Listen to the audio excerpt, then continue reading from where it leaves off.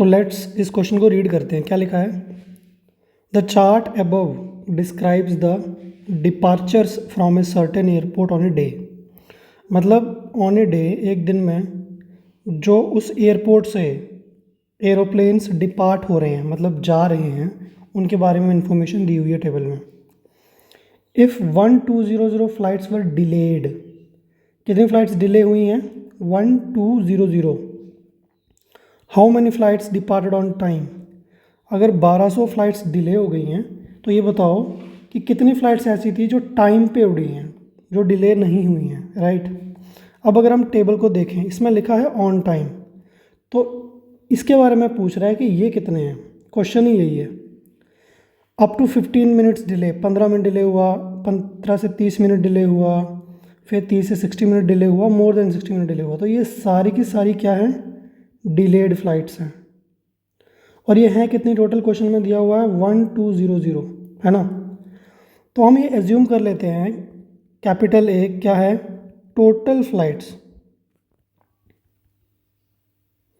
जो कि उस दिन डिपार्ट हुई वहाँ से। अगर ए है टोटल फ्लाइट्स डिपार्टेड, तो अगर मैं ये जो जितना भी परसेंटेज में दिया हुआ है इन सबको ऐड करूँ तो कितना परसेंट आता है?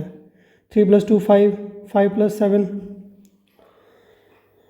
12, 12 + 3 15, और 4 5 6 7 75।